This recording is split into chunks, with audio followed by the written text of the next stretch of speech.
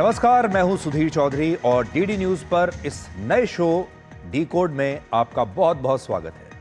आज सबसे पहले हम आपको यह बताएंगे कि ईरान की राजधानी तेहरान में ऐसा क्या होने वाला है कि वहां से लोग भाग रहे हैं। राष्ट्रपति डोनाल्ड ट्रंप G7 समिट को बीच में ही छोड़कर वापस व्हाइट हाउस लौट आए हैं और उन्होंने व्हाइट हाउस के सिचुएशन रूम में एक बहुत अहम बैठक बुलाई है। इजराइल के प्रधानमंत्री नेतन्याहू ईरान के सुप्रीम लीडर अयतुल्ला खमेनी को छोड़ने के लिए तैयार नहीं है, छोड़ने की कोई गारंटी नहीं दे रहे हैं।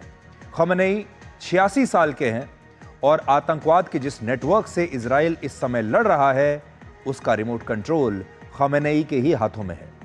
इसे आप ट्रिपल एच कह सकते हैं, जिसमें हमास, हिजबुल्लाह और हूती हैं।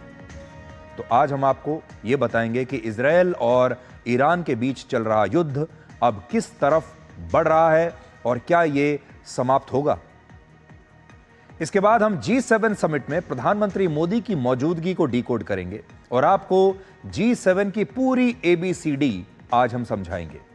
इस बार G7 समिट में मौजूद देशों में भारत एक सुपर हीरो है और इसी तरह वहां मौजूद नेताओं में भी प्रधानमंत्री मोदी विश्व के सबसे लोकप्रिय नेता हैं। आज हम आपको यह दिखाएंगे कि भारत G7 का स्थायी सदस्य बनने के लिए इस समय कैसे सबसे प्रबल दावेदार है। और आखिर में आपका परिचय ब्रिटेन की खुफिया एजेंसी MI6 की पहली महिला चीफ से कराएंगे, जिनका नाम है ब्लेज मैत्रेवेली।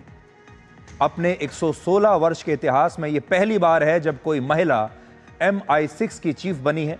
इसलिए आज हम आपको जासूसी की दुनिया में महिलाओं के बढ़ते वर्चस्व की कहानी भी सुनाने वाले हैं। बड़ी दिलचस्प कहानी है, इस कहानी का आप इंतजार कीजिएगा। लेकिन इस समय की बड़ी खबर यह है कि अब से कुछ देर बाद प्रधानमंत्री मोदी कनाडा के कैलगरी एयरपोर्ट से G7 समिट के लिए रवाना होने वाले हैं और रात 10:30 बजे कनाडा के प्रधानमंत्री मार्क कार्नी उनका स्वागत करेंगे। आप इस पूरे समिट की एक्सक्लूसिव और लाइव कवरेज डीडी न्यूज पर देख सकते हैं और आज हम ये कोशिश करेंगे कि इस समिट को बहुत ही आसान भाषा में आपके लिए डिकोड कर सकें। G7 को लेकर तमाम तरह के लोग आप तक तमाम तरह की जानकारियां देते हैं, कुछ सही जानकारी, कुछ गलत जानकारी। लेकिन आज अगर आपने हमारा ये विश्लेषण देख लिया तो आप G7 और इसकी राजनीति को बहुत अच्छी तरह से समझ जाएंगे। G7 का मतलब होता है ग्रुप ऑफ 7, जिनमें कुल 7 देश हैं, इसीलिए इसे G7 कहते हैं। इनमें कौन से देश हैं? America, Britain, Canada, Germany, Italy, France और जापान। इसके अलावा यूरोपीय यूनियन भी इसका हिस्सा है, जबकि भारत को वर्ष 2019 से लगातार इस सम्मेलन में अतिथि देश के तौर पर आमंत्रित किया जा रहा है। यानी हम एक मेहमान की तरह वहां पर जाते हैं, एक अतिथि देश की तरह। आज हम आपको यह बताएंगे कि G20 की सफल मेजबानी करने वाले भारत को G7 का स्थायी सदस्य देश क्यों होना चाहिए। आपको याद होगा हमारे देश में G20 का सफल आयोजन हुआ था और G20 के बाद आज हम आपको G7 की राजनीति समझाएंगे। G7 का जो वार्षिक सम्मेलन होता है उसमें कुल मिलाकर 2 सत्र होते हैं। इनमें पहला सत्र है कोर समिट और दूसरा है आउटरीच सेशन। कोर समिट में उन 7 देशों और यूरोपीय यूनियन के राष्ट्राध्यक्ष शामिल होते हैं जो इस संगठन के स्थायी सदस्य हैं, जबकि आउटरीच सेशन में अतिथि देशों को आमंत्रित किया जाता है जो स्पेशल गेस्ट होते हैं। जैसे भारत एक स्पेशल गेस्ट है, खास मेहमान, तो भारत दूसरे सेशन में पार्टिसिपेट करेगा। भारत G7 का स्थायी सदस्य नहीं है अभी तक, इसलिए भारत इसके आउटरीच सेशन में विशेष आमंत्रण पर हिस्सा लेता है। इस बार यह सत्र इसलिए ज्यादा महत्वपूर्ण है क्योंकि इसमें ऑस्ट्रेलिया, ब्राजील, मेक्सिको, दक्षिण अफ्रीका, दक्षिण कोरिया और यूक्रेन के राष्ट्रपति भी शामिल हो रहे हैं और ये देश भी G7 के स्थायी सदस्य नहीं हैं, लेकिन इन्हें इस समिट की मेजबानी करने वाले देश कनाडा ने खास तौर से आमंत्रित किया है। इन देशों के अलावा कुछ संगठन भी हैं जैसे नेटो, संयुक्त राष्ट्र और वर्ल्ड बैंक के अध्यक्ष भी G7 के इस आउटरीच सेशन में विशेष अतिथि के रूप में हिस्सा लेंगे। बहुत सारे लोगों का यह सवाल भी होता है कि इस तरह के सम्मेलन आखिर क्यों कराए जाते हैं और इससे क्या हासिल होता है।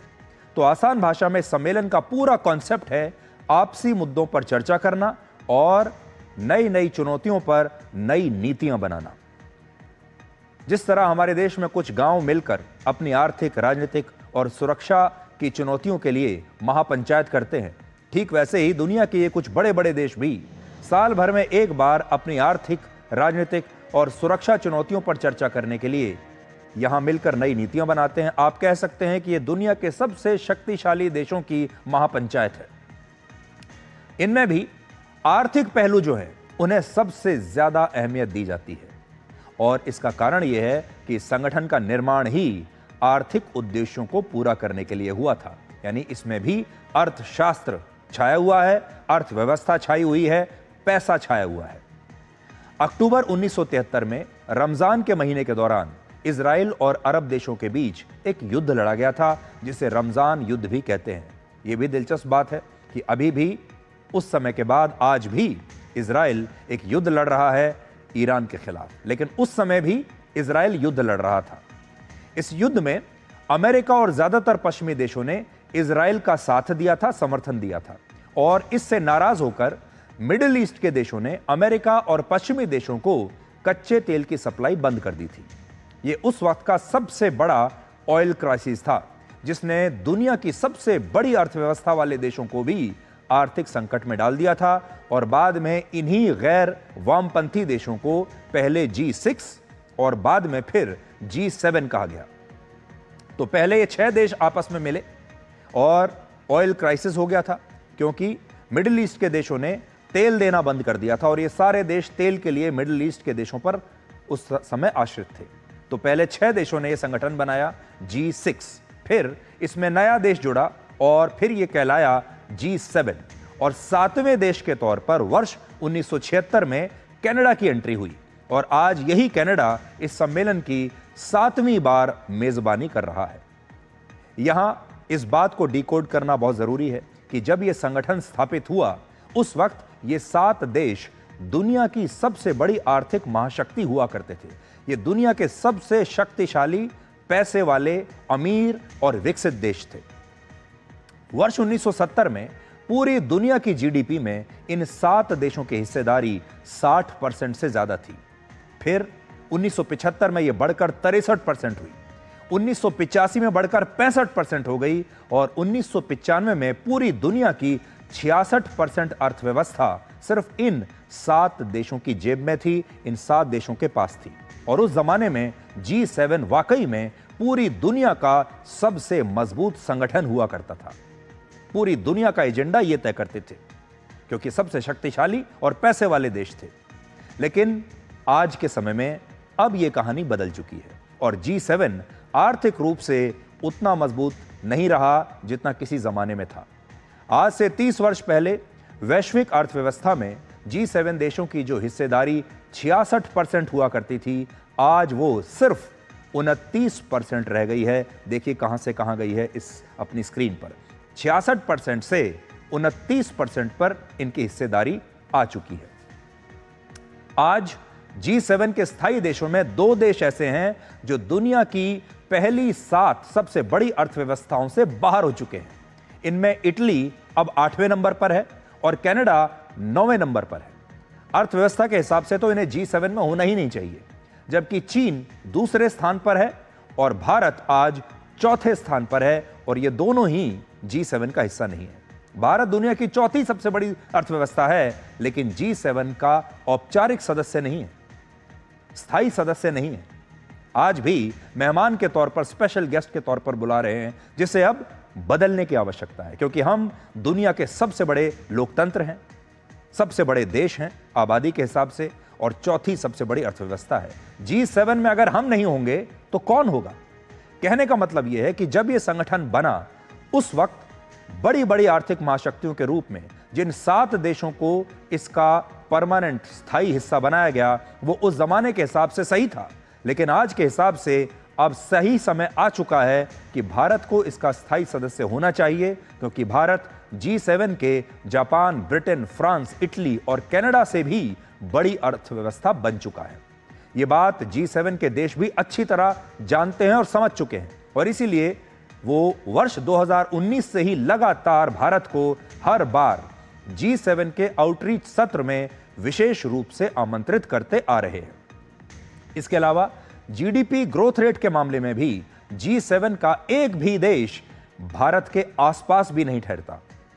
IMF के अनुसार वर्ष 2025 में अमेरिका का जीडीपी ग्रोथ रेट 1.8%, कनाडा का 1.4%, इटली का 0.4%, फ्रांस का 0.6%, ब्रिटेन का 1.1%, जापान का 0.6% और जर्मनी का जीडीपी ग्रोथ रेट 0% रहेगा, जबकि भारत का जीडीपी ग्रोथ रेट 6.2% रहने का अनुमान है। तो आप देख लीजिए कि भारत किस गति से आगे बढ़ रहा है अर्थव्यवस्था के मामले में, और इन देशों से भारत की तुलना आप कर सकते हैं। आर्थिक मोर्चे पर ही नहीं बल्कि राजनीतिक स्थिरता के मामले में भी भारत G7 के देशों से आज कहीं ज्यादा मजबूत है, और इसीलिए आज हम कह रहे हैं आपको कि G7 में भारत एक सुपर हीरो की तरह नजर आता है। आज से 6 साल पहले वर्ष 2019 में जब प्रधानमंत्री मोदी G7 के समिट में शामिल हुए थे, उस वक्त से लेकर आज तक इन देशों की सरकारें, इनके नेता, राष्ट्र अध्यक्ष, प्रधानमंत्री, राष्ट्रपति बदल चुके हैं, लेकिन भारत में इस दौरान कोई राजनीतिक परिवर्तन नहीं आया। मोदी थे और मोदी हैं।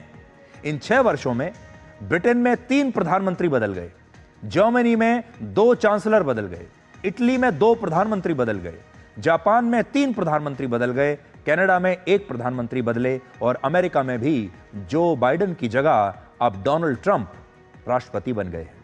लेकिन भारत में उस वक्त भी प्रधानमंत्री नरेंद्र मोदी की सरकार थी, और आज भी नरेंद्र मोदी ही प्रधानमंत्री हैं। यानी इन सारे देशों में अगर किसी देश में सबसे स्थायी लीडरशिप है तो वो है भारत।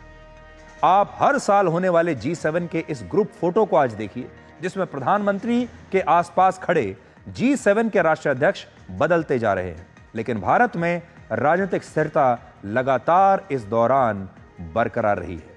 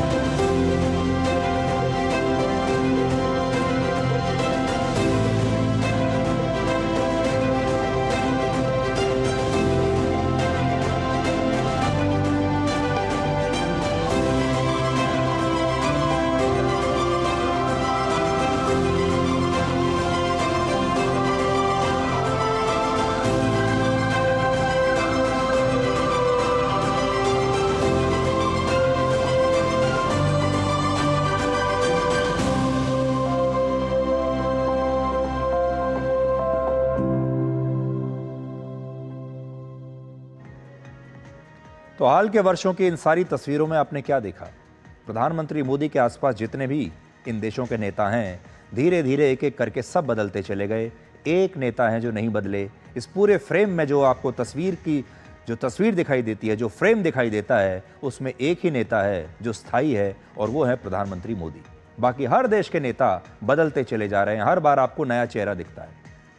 अमेरिका की मशहूर रेटिंग एजेंसी जिसका नाम है मॉर्निंग कंसल्ट, उसके मुताबिक 3 जून से 9 जून 2025 के डेटा के अनुसार, ये लेटेस्ट हम आपको रेटिंग दिखा रहे हैं जो इसी महीने जून की है, जून की रेटिंग है, और इसके अनुसार प्रधानमंत्री नरेंद्र मोदी 800 करोड़ की आबादी वाली इस दुनिया के सबसे लोकप्रिय नेता हैं।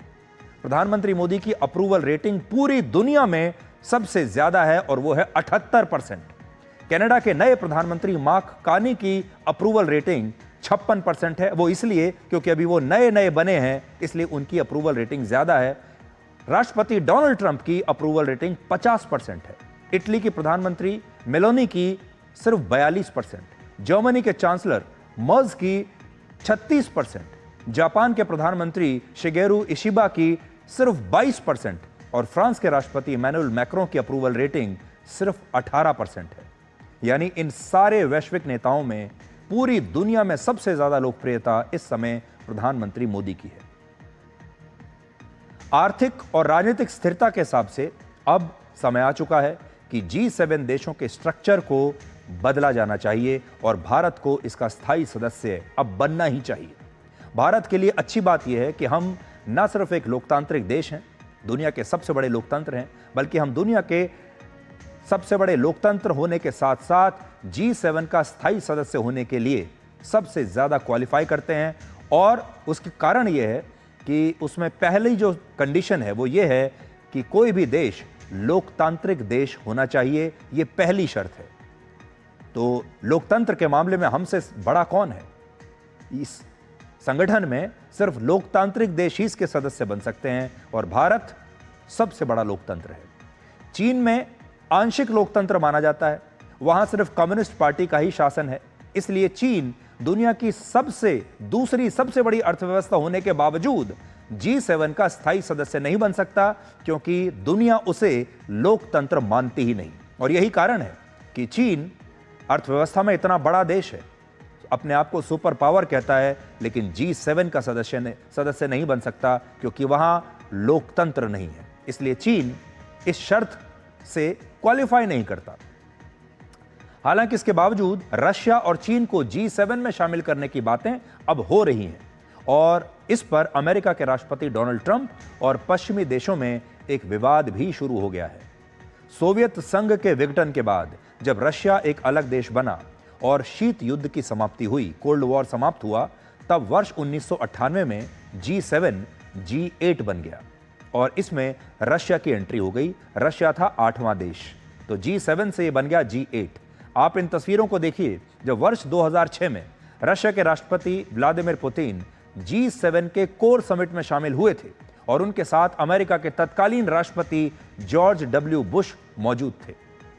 वर्ष 2014 में जब रशिया ने यूक्रेन के क्राइमिया को अपने नियंत्रण में ले लिया, उस समय अमेरिका और बाकी पश्चिमी देशों ने रशिया को G8 से निष्कासित कर दिया और यह संगठन G8 से फिर से G7 बन गया, क्योंकि रशिया से इसे बाहर निकाल दिया गया, रशिया को इस संगठन से। हालांकि अब अमेरिका के राष्ट्रपति डोनाल्ड ट्रंप खुद ये कह रहे हैं कि रशिया को इस संगठन से हटाने का फैसला उस समय गलत था और अगर रशिया G7 का हिस्सा होता, G8 होता, तो यूक्रेन और रशिया के बीच शायद कभी युद्ध ना होता। The G7 used to be the G8. Barack Obama and a person named Trudeau didn't want to have Russia in. And I would say that that was a mistake, because I think you wouldn't have a war right now if you had Russia in. And you wouldn't have a war right now if Trump were president 4 years ago. अब कहने तो America और Russia एक दूसरे को अपना प्रतिद्वंदी मानते हैं।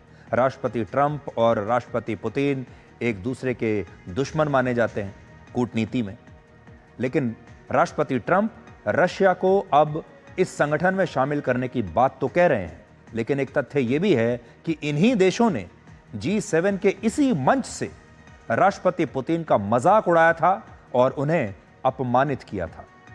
अब जो तस्वीर आप देख रहे हैं ये वर्ष 2022 की हैं, जब G7 का समिट जर्मनी में हुआ था और एक राउंड टेबल पर बैठकर G7 देशों के सभी राष्ट्राध्यक्ष राष्ट्रपति पुतिन की उन तस्वीरों पर हंस रहे थे, मजाक उड़ा रहे थे, जिनमें वो बिना शर्ट के घुड़सवारी कर रहे थे।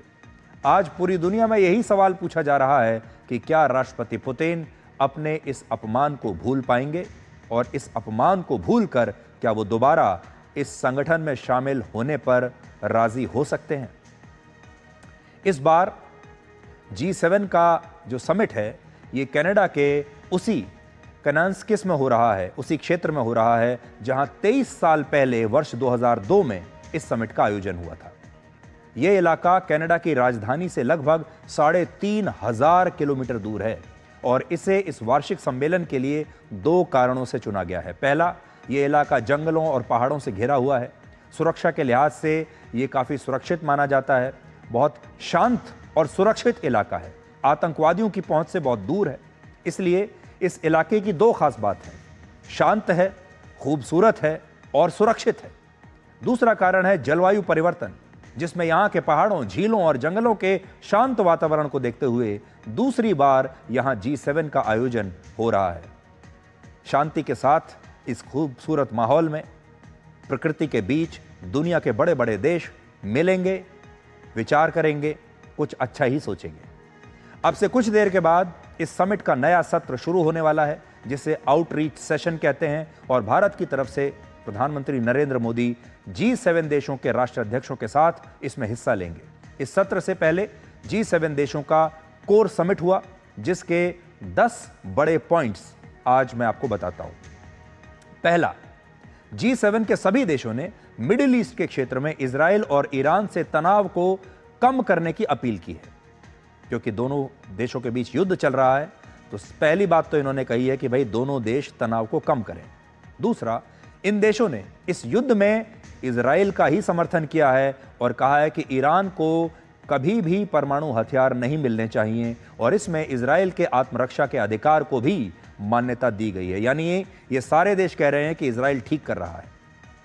तीसरी बात, इजराइल और ईरान के युद्ध के कारण राष्ट्रपति ट्रंप इस समिट को बीच में ही छोड़कर वापस व्हाइट हाउस चले गए हैं, और अब ऐसी खबरें हैं कि ईरान लगातार अमेरिका से इस युद्ध को रुकवाने की अपील कर रहा है। वो कह रहा है कि आप इजराइल को समझाइए कि वो इस युद्ध को यहीं रोक दें, उन्हें सीज फायर चाहिए।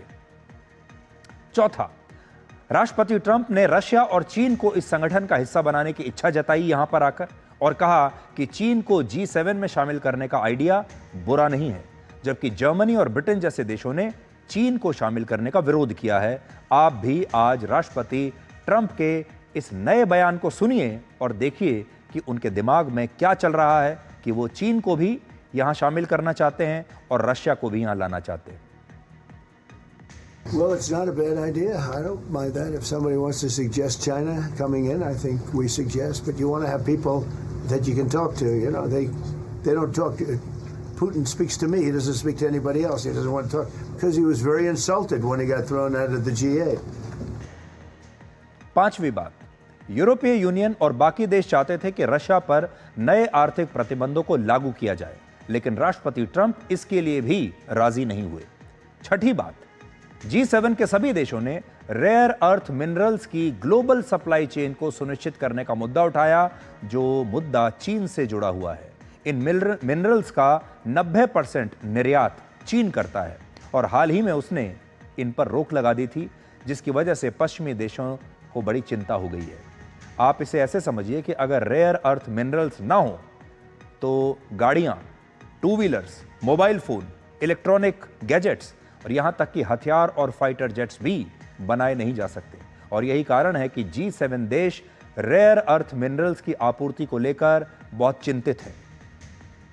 हमारे अपने देश में कई गाड़ियां ऐसी हैं जो अगर ये मिनरल्स की सप्लाई बंद हो जाए तो यहां गाड़ियों की सप्लाई बंद हो जाएगी, आपकी वेटिंग लिस्ट और लंबी हो जाएगी। आखिरी पॉइंट ये कि इस कोर समिट में राष्ट्रपति ट्रंप से मतभेद के कारण कोई भी बड़ा फैसला हो ही नहीं पाया, और राष्ट्रपति ट्रंप ने जिन टैरिफ्स की घोषणा की थी उन पर भी कोई निश्चित फैसला नहीं हुआ, जिससे ऐसा लगता है कि टैरिफ पर दुनिया में टकराव अब भी ऐसे ही जारी रहेगा।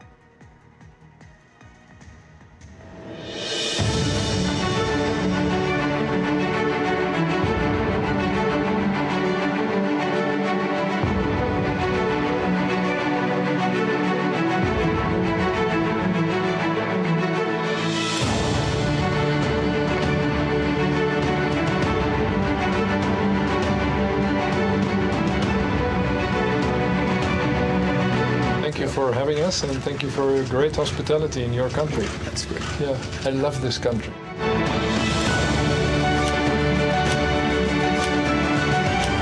Thank you for hosting us, for your welcome, for the organization, for leading to G7 in a moment which was not so easy.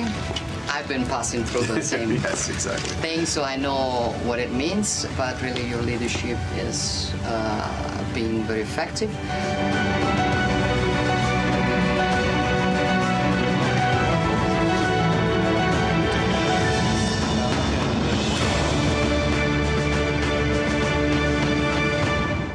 आगे बढ़ने से पहले आपसे एक बात, हमारी कोशिश रहती है, हम चाहते हैं कि न्यूज़ देखने का आपका जो अनुभव है उसे हम और ज़्यादा अच्छा और सरल बनाएं, इस अनुभव को आपके लिए बेहतरीन बनाएं।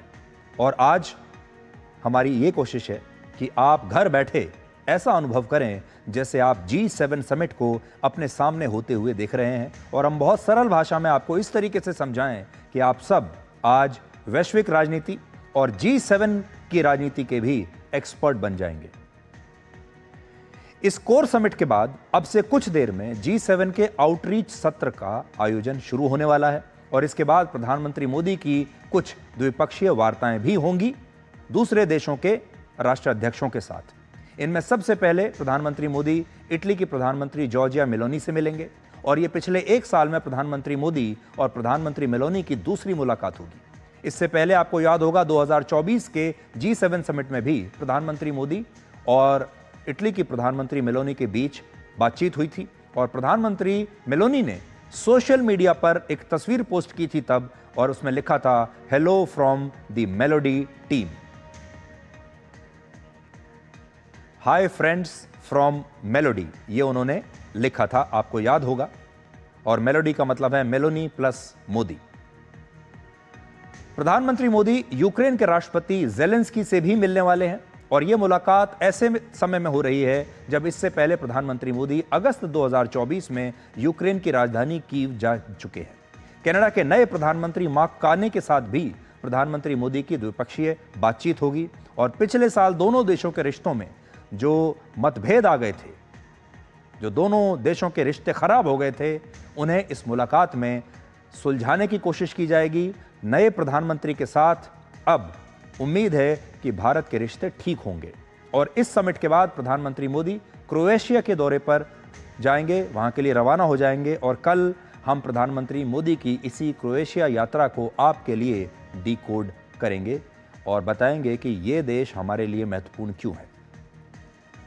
तो आपको G7 की पूरी राजनीति आज हमने समझा दी, और G7 में अब जो आउटरीच सेशन शुरू होने वाला है, इसका भी लाइव टेलीकास्ट और इसकी सारी डिटेल्स आप DD न्यूज़ पर डिकोड के बाद देख पाएंगे।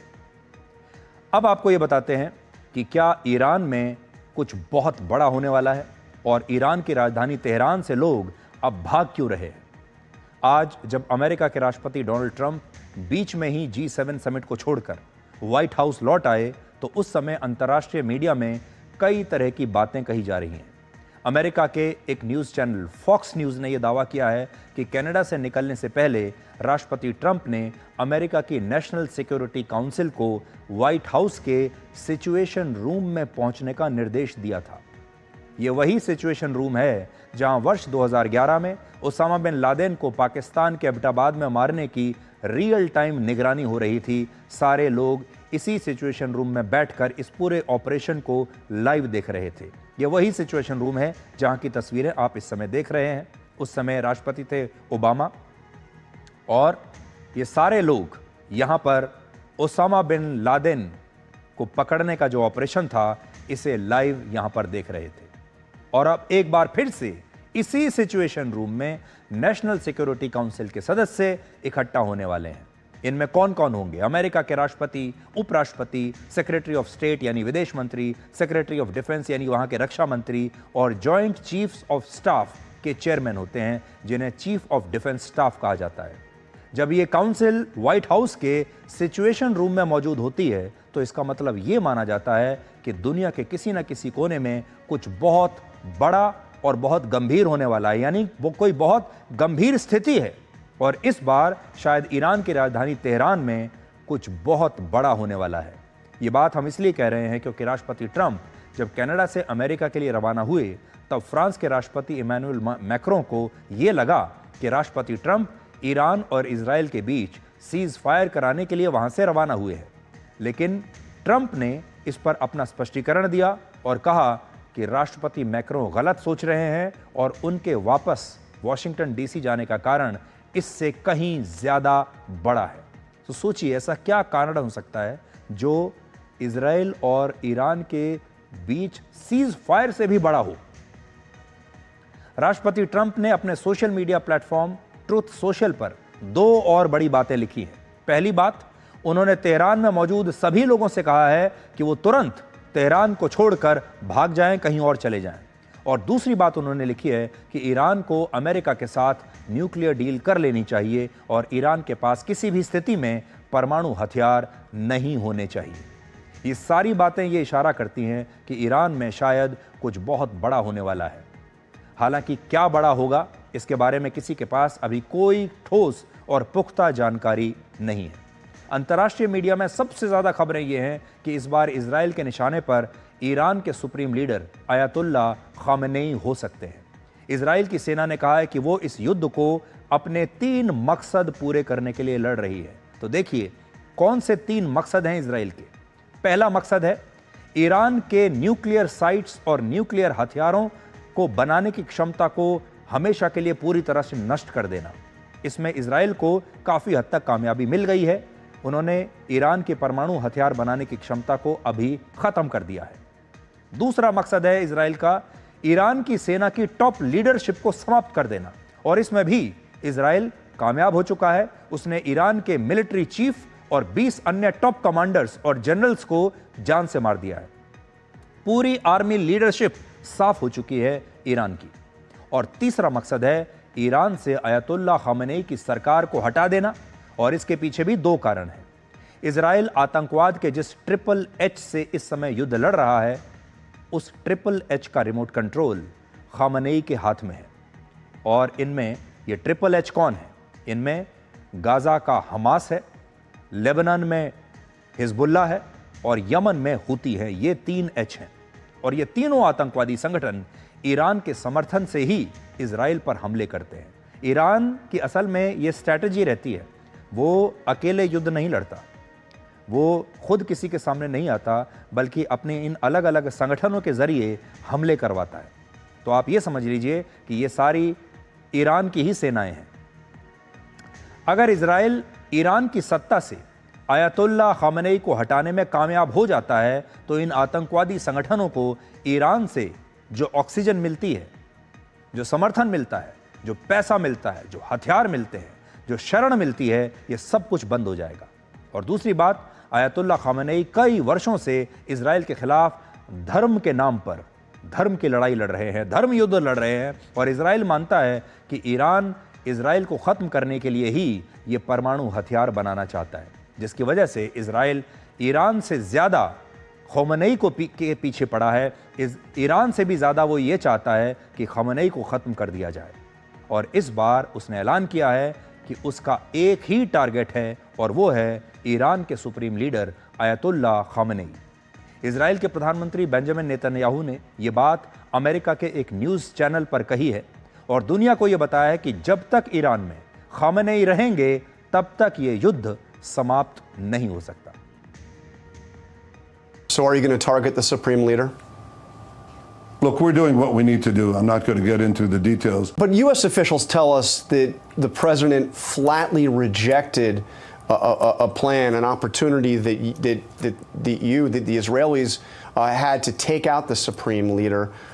Do you understand his concern? My understanding is his concern is that this would escalate the conflict beyond where it is already. It's not going to escalate the conflict. It's going to end the conflict.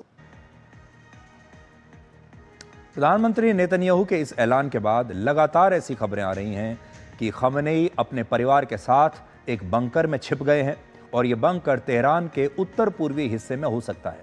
हालांकि एक अंतर्राष्ट्रीय news channel पर America के अधिकारियों की तरफ से ये कहा गया कि इजराइल अयतुल्ला खामेनेई को जान से मारना चाहता था, लेकिन राष्ट्रपति ट्रंप ने इजराइल को इसकी इजाज़त नहीं दी, और फिलहाल इजराइल को ऐसा करने से रोक दिया गया है, और अमेरिका ने खामेनेई की जान बचा ली है। यहाँ आपको ये बात समझनी होगी कि जब से ये युद्ध शुरू हुआ है, अयतुल्ला खामेनेई 13 जून के बाद से अब तक एक बार भी मीडिया के सामने नहीं आए हैं, जबकि इजराइल के प्रधानमंत्री नेतन्याहू पूरी दुनिया को इंटरव्यू दे रहे हैं। लगातार आपको रोज़ टीवी पर दिख रहे हैं, सोशल मीडिया पर आकर अपने वीडियोस डाल रहे हैं, लगातार हर रोज़ बयान दे रहे हैं। अयतुल्ला खामेनेई दुनिया के सबसे बुजुर्ग राष्ट्राध्यक्षों में से एक हैं, और उनकी उम्र है 86 वर्ष, और वर्ष 1989 से लगातार वो ईरान के सुप्रीम लीडर बने हुए हैं। ये बात बहुत कम लोग जानते हैं कि वर्ष 1948 में जब इजराइल एक देश के रूप में स्थापित हुआ, उस वक्त तुर्की के बाद इजराइल को मान्यता देने वाला दूसरा मुस्लिम देश ईरान ही था और ईरान ने इजराइल को एक राष्ट्र के रूप में खुद स्वीकार किया था। लेकिन बाद में ईरान में क्रांति का दौर आया और वर्ष 1979 में रुहुल्लाह ख़ामेनी ईरान के सुप्रीम लीडर बन गए और ईरान में धार्मिक कट्टरवाद इसके बाद बढ़ने लगा। ईरान पहले जैसा ईरान नहीं रहा। यह वही दौर था जब ईरान ने इजराइल के खिलाफ फतवे जारी किए और इजराइल को एक अलग राष्ट्र मानने से इनकार कर दिया और यह दुश्मनी तब से लेकर आज तक चली आ रही है। यहाँ बड़ी बात यह है कि 86 साल के अयतुल्लाह ख़ामेनी की सरकार पर यह आरोप लगता है कि उन्होंने ईरान में इस्लामिक कट्टरपंथ को लागू किया, कट्टरपंथियों को बढ़ावा दिया, जिससे लोगों के मानव अधिकार खत्म हो गए और वहाँ सरकार का बहुत विरोध होता रहता है। आपको याद होगा पिछले साल ईरान में हिजाब और बुर्के के खिलाफ राष्ट्रीय स्तर पर आंदोलन हुआ था और वहाँ की प्रगतिशील महिलाओं ने अयतुल्लाह ख़ामेनी की सरकार के खिलाफ लगातार विरोध जताया था, विरोध प्रदर्शन हुए थे। यानी वहाँ की जो जनता है वो भी इस तरह के कट्टरपंथी नेताओं से परेशान हो चुकी है, दुखी है। और अब इजराइल भी अयतुल्लाह ख़ामेनी के शासन को ईरान से पूरी तरह से समाप्त करना चाहता है। सबसे बड़ी बात यह कि इस बार इजराइल ईरान के शीर्ष नेतृत्व को अपना निशाना बना रहा है, उसी को साफ करना चाहता है। 13 जून को इजराइल ने ईरान की सेना के deputy commander in chief general Rashid को मिसाइल हमले में जान से मार डाला। इसके बाद सुप्रीम लीडर अयतुल्लाह ख़ामेनी ने मेजर जनरल अली शादमानी को इस पद की जिम्मेदारी सौंपी। लेकिन 5वें ही दिन इजराइल ने ईरान के नए मेजर जनरल अली शादमानी को भी मार डाला और इजराइल अब यह कह रहा है कि ईरान में जो भी सेना के शीर्ष नेतृत्व पर मौजूद होगा, जो भी नया कमांडर बनेगा, वो उसी को खत्म करते चले जाएंगे। इसके अलावा इजराइल ने ईरान के नेशनल रेडियो सेंटर पर भी हमला करके इसे पूरी तरह नष्ट कर दिया है। तो अब ईरान का रेडियो स्टेशन नष्ट हो चुका है। स्थिति ये हो गई है कि ईरान की सरकार और सेना अपने आधिकारिक संदेश और युद्ध से जुड़े अलर्ट रेडियो पर भी प्रसारित नहीं कर सकते।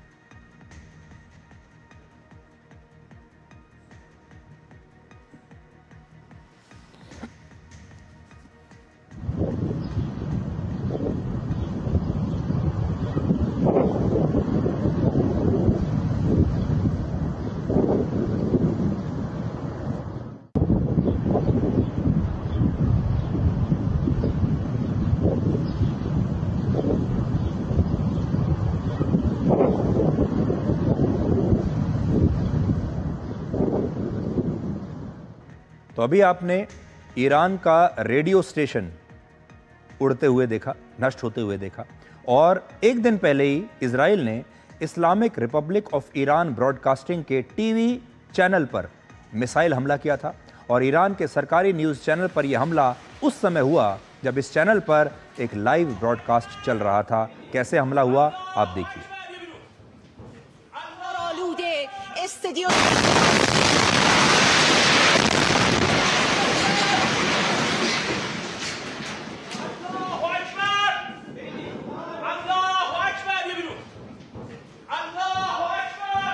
فضای غبار آلوده استدیو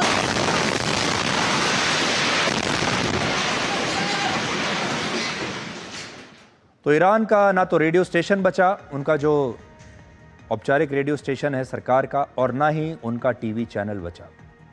इस युद्ध का अब तक का पूरा सार ये है कि ईरान ये कह रहा है कि वो झुकेगा नहीं और इजराइल ये कह रहा है कि वो रुकेगा नहीं। ईरान की मीडिया का दावा है कि उन्होंने इजराइल की खुफिया एजेंसी मोसाद के मुख्यालय पर अब तक का सबसे बड़ा हमला किया है और ईरान की सेना ने इसका एक वीडियो भी जारी किया है। कौन सा वीडियो जारी किया है आप देखिए।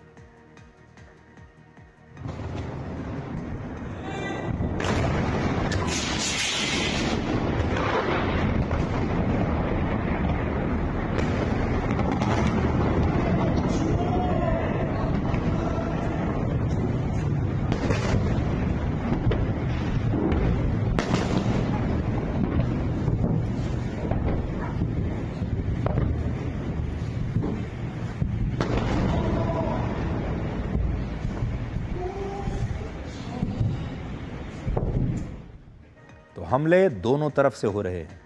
ईरान के हमलों के कारण इजराइल के टेल अवीव शहर में वहाँ के लोग अब बंकर्स में जाकर छिपे हुए हैं और वो तस्वीरें भी आज हम आपको दिखाना चाहते हैं कि इजराइल में लोगों ने कैसे बंकर्स में शरण ली है।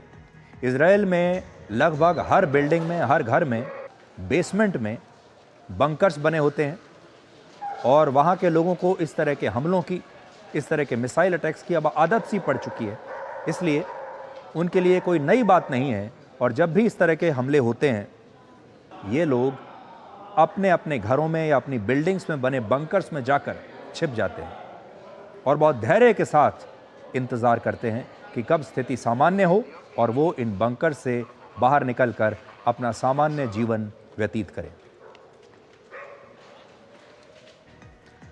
ईरान ने यह भी दावा किया है कि इजराइल बहुत जल्द इस युद्ध में हारने वाला है। دشمن صهیونی طبق تجربه 75 سال گذشته و با توجه به دلایل گوناگون نظامی و غیر نظامی و ابعاد گوناگون به لحاظ استراتژیک امکان مقاومت و تاب‌آوری یک جنگ طولانی رو نداره و لذا این رژیم و این دشمن صهیونی در ادامه این جنگ تحمیلی زمینگیر خواهد. ईरान का दावा है कि वो इस युद्ध को जीतने ही वाला है, लेकिन अगर आप इन तस्वीरों को देखेंगे तो आपको पता चलेगा कि इजराइल के हवाई हमलों के बाद तेहरान के लोग गाड़ियों से शहर छोड़ छोड़कर भाग रहे हैं और वहाँ इस तरह की अफरा तफरी मची हुई है कि जैसे हर व्यक्ति चाहता है कि वो जल्दी से जल्दी तेहरान से बाहर निकल जाए। गाड़ियों की लाइन देखिए आप, ये सारे वो लोग हैं जो तेहरान से बाहर निकल जाना चाहते हैं जल्दी से जल्दी।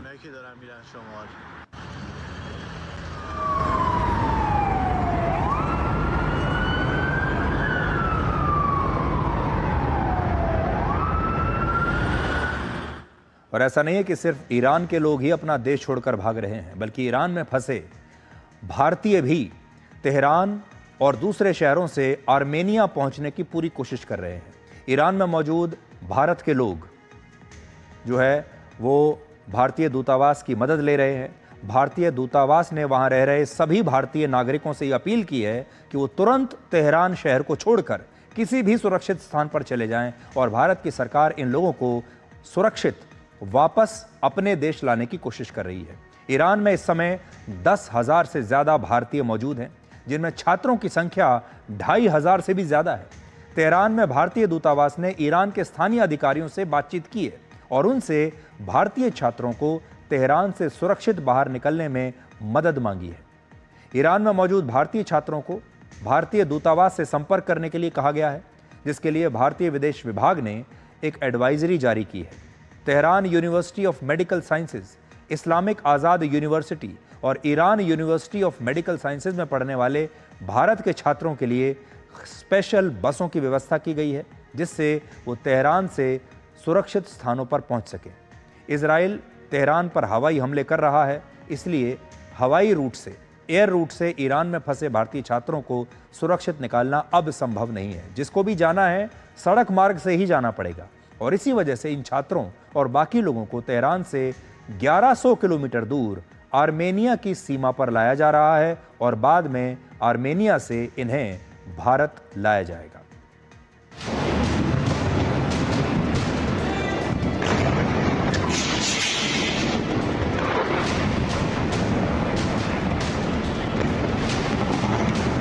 ये बम्बार्डिंग ज़्यादा हो गई है और हम मूव नहीं कर सकते, तो प्लीज़ इंडिया गवर्नमेंट से अपील है कि वो प्लीज़ रिस्पॉन्ड करें और हमारे लिए शेल्टर का इंतज़ाम करें, हमारे लिए इवैक्यूएशन के लिए इंतज़ाम करें, ट्रांसपोर्ट का इंतज़ाम करें और तुर्की या अज़रबैजान जहाँ से भी हमें निकालने की पॉसिबिलिटी हो, वहाँ से हमें वीज़ा अगर लगता है तो प्लीज़ वो भी हमें प्रोवाइड करें, जिससे कि हम अच्छे से यहाँ से निकल जाएँ, तुर्की या अज़रबैजान कहीं से भी, क्योंकि एयर स्पेस वर्क नहीं कर रहा है और उसे भी टारगेट किया गया है।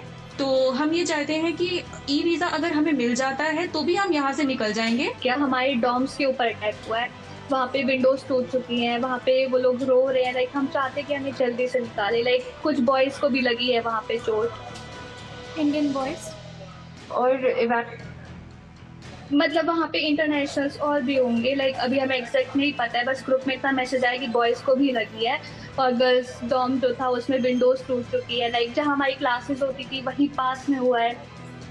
लाइक ये बहुत ज़्यादा डेंजरस है, हम चाहते हैं हमें जल्दी से बुलाया जाए इससे पहले कि और डेंजरस हो वो।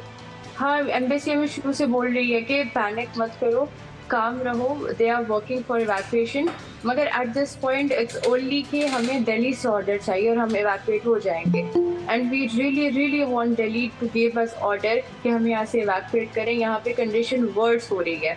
As soon as possible evacuate किया जाए बिकॉज एट दिस पॉइंट हमारे जो भाई हैं तेहरान यूनिवर्सिटी के जो स्टूडेंट्स हैं उनकी बॉयज़ डॉर्म के नज़दीक ही हमला हुआ है and they have also been affected by the attack और कुछ जो स्टूडेंट्स हैं वो ज़ख्मी भी हो गए हैं।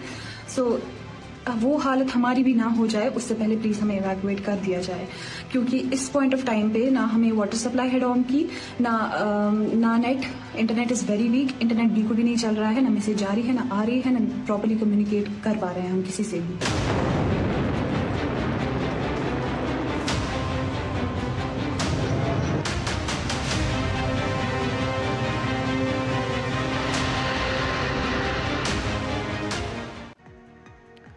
तो कुछ भारतीय छात्राएं थीं जो कह रही थीं कि उन्हें जल्दी से जल्दी वहाँ से निकाला जाए और वहाँ क्या हालात हैं ये भी बता रही थीं। वहाँ से बहुत सारे भारत के छात्र ऐसे हैं जो वीडियोस बना कर डाल रहे हैं, भारत सरकार से मदद मांग रहे हैं और हर बार की तरह भारत सरकार अब अपने किसी भी नागरिक को पूरी दुनिया में वो कहीं भी फंसा हो अब अकेले नहीं छोड़ती और इन छात्रों को भी बहुत जल्दी सुरक्षित भारत लाने की तैयारी चल रही है। अब आज आपके मन में यहाँ ये सवाल ज़रूर आ रहा होगा कि भारत के ये हज़ारों छात्र आखिर ईरान की यूनिवर्सिटीज़ और कॉलेजों में पढ़ने के लिए जा क्यों रहे हैं, ईरान क्यों जा रहे हैं। अमेरिका की एक रिपोर्ट के मुताबिक ईरान में ऐसे शिक्षण संस्थान नहीं हैं, ऐसे स्कूल कॉलेज नहीं हैं जो उच्च शिक्षा के लिए बहुत प्रतिष्ठित हों, ऐसे नहीं है कि उनका बड़ा नाम हो। ईरान को कोई दुनिया में ऐसे देश के तौर पर नहीं जानता जहां लोग पढ़ाई करने के लिए, रिसर्च करने के लिए जाएं। दुनिया की टॉप 500 यूनिवर्सिटीज़ में ईरान की सिर्फ 2 यूनिवर्सिटीज़ आती हैं, लेकिन इसके बावजूद भारत से हर साल औसतन 1000 से ज़्यादा छात्र ईरान में पढ़ने के लिए जाते हैं। वर्ष 2021 में 1750, 2022 में 1063, 2023 में 1020 और 2024 में भी लगभग इतने ही छात्र ईरान में पढ़ने के लिए जाते हैं, यानी हर साल लगभग 1-1.5 छात्र जाते हैं ईरान। इनमें भी 75% छात्रों ने मेडिकल यानी MBBS और डॉक्टर बनने की पढ़ाई करने के लिए ईरान के मेडिकल कॉलेजों में दाखिला लिया है। आपके मन में यह भी सवाल होगा कि जिस ईरान में सिर्फ 64 मेडिकल यूनिवर्सिटीज़ और मेडिकल कॉलेज हैं, वहाँ भारत के छात्र मेडिकल की पढ़ाई करने के लिए जा क्यों रहे हैं। इसके 3 कारण हैं। पहला, ईरान एक मुस्लिम देश है और भारत से वहाँ ज़्यादातर मुस्लिम छात्र ही पढ़ने के लिए जा रहे हैं। दूसरा, भारत में मेडिकल कॉलेजों में दाखिले के लिए नीट की परीक्षा में पास होना अनिवार्य है, लेकिन जो 12 लाख से ज़्यादा छात्र पास होते हैं उनमें से भी बहुत ही कम छात्रों को सरकारी और प्राइवेट मेडिकल कॉलेजों में दाखिला मिल पाता है और बाकी के छात्रों के लिए मेडिकल सीटें हमारे देश में बचती ही नहीं। इसके कारण बहुत सारे छात्र ईरान और यूक्रेन जैसे देशों में जाकर मेडिकल की पढ़ाई करते हैं। ईरान में उन्हीं छात्रों को दाखिला मिलता है जिन्होंने भारत में नीट परीक्षा पास की होती है। और तीसरी बात, भारत के मुकाबले ईरान में मेडिकल की जो पढ़ाई है वो बहुत सस्ती है। भारत के प्राइवेट मेडिकल कॉलेजों में MBBS की पढ़ाई का खर्च कम से कम 30 से 50 लाख रुपए तो है ही, जबकि ईरान में 7 से 10 लाख रुपए में ये पढ़ाई हो जाती है। अब वक्त हो गया है छोटे से ब्रेक का। ये ब्रेक है 3 मिनट का। आप 3 मिनट के लिए आराम कीजिए, रिलैक्स कीजिए और 3 मिनट के बाद हम दोबारा आपसे मिलते हैं।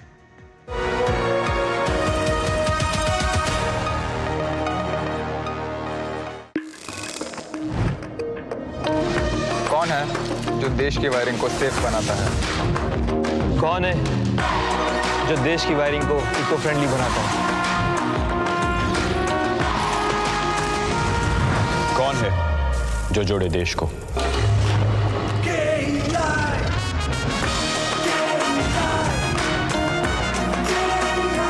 विकसित भारत का विकसित wire. where the software engineer with a big idea meets the smart market analyst,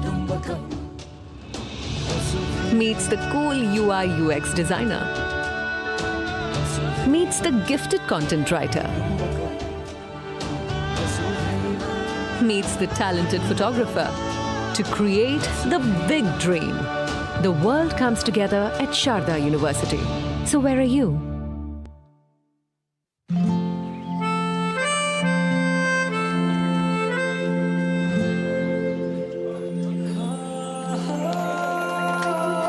जब अपनों का साथ हो तभी होता है शुभारंभ। इसलिए सिर्फ मुथूट फाइनेंस सदियों से देते आ रहे हैं हर नई शुरुआत में अपनों जैसा भरोसा। Muthoot finance, India's number 1 most trusted financial services brand. तो गोल्ड लोन के लिए अभी फोन कीजिए 1-800-313-1212 पर। पापा घर तो बहुत सुंदर बनने वाला है और अंदर से मजबूत भी, बिल्कुल एक फौजी की तरह जो फैमिली को रखे सेफ। पर भैया घर पे आर्मी थोड़ी लगेगी। आर्मी नहीं, टफकॉन TMT। देश के लिए आर्मी, घर के लिए टफकॉन TMT। एक ही बात है, टफकॉन TMT। अब इंडिया बनेगा एक्स्ट्रा टफ। इस देश की हर माँ, बच्चे, बूढ़े, जवान, खिलाड़ी, डॉक्टर, इंजीनियर, सबको गाय भैंस की दूध की शक्ति पर भरोसा है। पर जब इन पशुओं को कपिला पशु आहार मिलेगा, तभी तो दूध सिर्फ ज्यादा ही नहीं, शक्ति से भरपूर भी होगा। कपिला पशु आहार, देश का नंबर 1 पशु आहार। Become a proud Prestigian. Pursue BBA and MBA at PIMR Indore. Get 100% placement support. Industry-focused curriculum. Shaping leaders since 1994. Join PIMR Indore. This is no ordinary sky. This is where legends are born. Clear to space transition. Roger. Engaging heat. In the vast expanse above, the Indian Air Force reigns. Unseen, unstoppable, unmatched. Join the Indian Air Force to be a cut above. Start successful legal career with Prestige, offering LLB and LLM with expert faculty and practical exposure, shaping leaders since 1994. Join PIMR Indore. कौन है जो जोड़े देश को? विकसित भारत का विकसित Bharat.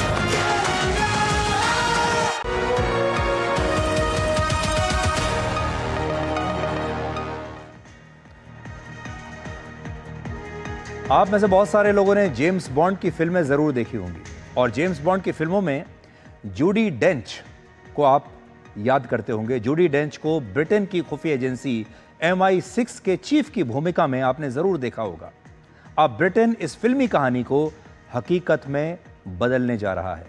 Britain ने अपनी खुफिया एजेंसी MI6 में पहली बार एक महिला को इसका चीफ बनाने का फैसला किया है और उनका नाम है ब्लेज मैत्रिवेली।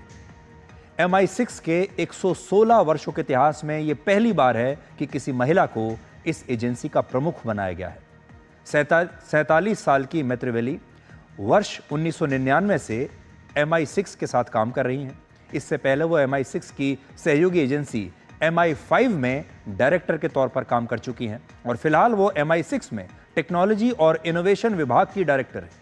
MI6 के अधिकारियों को अलग अलग कोड नेम्स दिए जाते हैं और इनका कोड नेम है Q और इस साल के अंत तक जब वो MI6 के चीफ का पद संभाल लेंगी, इसके बाद उनका कोड नेम Q से बदलकर C हो जाएगा और उन्होंने कैम्ब्रिज यूनिवर्सिटी से एंथ्रोपोलॉजी से की पढ़ाई की है, वहाँ से ग्रेजुएशन किया है और उन्होंने अपने करियर में ज़्यादातर समय मिडिल ईस्ट और यूरोप में बिताया है।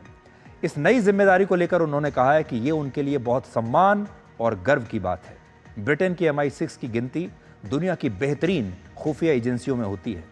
जेम्स बॉन्ड में तो आप देख ही चुके हैं। ये ब्रिटेन की अंतर्राष्ट्रीय खुफिया एजेंसी है और इसका काम विदेशों से खुफिया जानकारियां इकट्ठा करना है। इससे ब्रिटेन की सरकार को राष्ट्रीय सुरक्षा से जुड़े बड़े बड़े फैसले लेने में मदद मिलती है। जैसे हमारे देश में जब हमें अंदर से इंटेलिजेंस लेनी होती है तो हमारे पास IB है और जब हमें बाहर से इंटेलिजेंस लेनी होती है तो हमारे पास रिसर्च एंड एनालिसिस विंग है, रॉ है।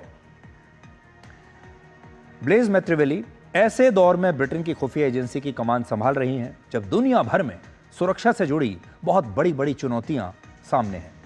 जैसे रूस, चीन और ईरान इनके लिए सबसे बड़े चैलेंज साबित होने वाले हैं। दुनिया भर में इस समय बहुत सारे युद्ध लड़े जा रहे हैं। ब्रिटेन के प्रधानमंत्री केयर स्टारमर ने इस नियुक्ति को ऐतिहासिक बताया है और कहा है कि आज के दौर में ब्रिटेन की खुफिया सेवाओं की भूमिका पहले से कहीं ज्यादा महत्वपूर्ण हो गई है। ब्रिटेन के इस फैसले को महिलाओं के प्रति नई सोच और नए नजरिए के तौर पर भी देखा जा रहा है। आमतौर पर इस तरह की जो नौकरियां होती हैं और खास तौर पर जासूसी को पुरुषों का पेशा माना जाता है। इंटेलिजेंस गैदरिंग में ज्यादातर पुरुषों को देखा जाता है। ऐसी धारणा बना ली गई थी कि महिलाएं खुफिया एजेंसी के प्रमुख जैसी बड़ी जिम्मेदारी नहीं उठा पाएंगी, लेकिन अब यह सारी विचारधारा बदल रही है। एक और उदाहरण आपको देते हैं। तुलसी गबार्ड भी एक ऐसा ही नाम है जिन्होंने अपने टैलेंट से अमेरिका के खुफिया विभाग में एक नया ट्रेंड सेट किया है। इसी साल अमेरिका के राष्ट्रपति डोनाल्ड ट्रंप ने तुलसी गबार्ड को नेशनल इंटेलिजेंस के डायरेक्टर के रूप में अपनी टीम में शामिल किया। इस पद को अमेरिका में बहुत महत्वपूर्ण माना जाता है क्योंकि इसका काम अमेरिका की 18 खुफिया एजेंसियों का संचालन करना है। इसलिए इस पद पर तुलसी गबार्ड की नियुक्ति को लेकर भी पूरी दुनिया में बहुत चर्चा हुई।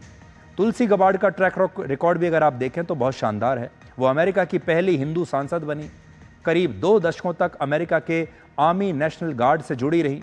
इस दौरान वो इराक और कुवैत जैसे देशों में काम कर चुकी हैं और दुनिया की सबसे खतरनाक खुफिया एजेंसी मोसाद में भी महिलाओं को बड़ी जिम्मेदारी मिल चुकी है। इससे पहली बार वर्ष 2022 में एक महिला को इंटेलिजेंस अथॉरिटी का डायरेक्टर नियुक्त किया गया, जिसे एजेंट ए का नाम दिया गया, जबकि दूसरी महिला को ईरान डेस्क का प्रमुख बनाया गया, जिसे एजेंट के का कोड नेम दिया गया। सुरक्षा की वजह से खुफिया एजेंट्स की पहचान हमेशा गोपनीय रखी जाती है और उन्हें कोड नेम्स दिए जाते हैं। यहाँ मोसाद की इन महिलाओं की चर्चा करना इसलिए ज़रूरी है क्योंकि पिछले कुछ दिनों में मोसाद ने ईरान में कई बड़े ऑपरेशंस चलाए हैं और ईरान पर मिसाइल और ड्रोन हमलों में मोसाद ने एक बहुत बड़ी भूमिका निभाई है, क्योंकि जब इस तरह के हमले किए जाते हैं उससे पहले इंटेलिजेंस का मिलना बहुत महत्वपूर्ण होता है। ऐसे में संभव है कि मोसाद के इन ऑपरेशंस में इन महिला अधिकारियों की भी काफ़ी महत्वपूर्ण भूमिका रही होगी। भले ही जासूसी की असल दुनिया में महिलाओं को अब बड़ी जिम्मेदारियां मिल रही हों, लेकिन फिल्मों के स्पाई यूनिवर्स में महिलाओं की एंट्री बहुत पहले ही हो चुकी है।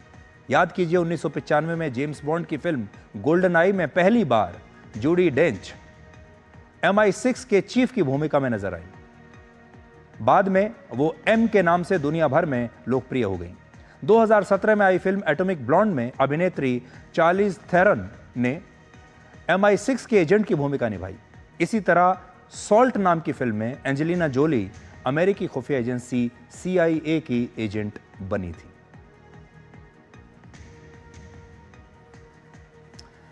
तो आज के लिए डिकोड में इतना ही। अब आपसे हमारी अगली मुलाकात होगी कल रात 9 बजे। तब तक आप खुश रहिए, सुरक्षित रहिए, स्वस्थ रहिए और हमेशा याद रखें, बेहतर है उन रिश्तों का टूट जाना जिन रिश्तों से आप टूट रहे हैं। नमस्कार।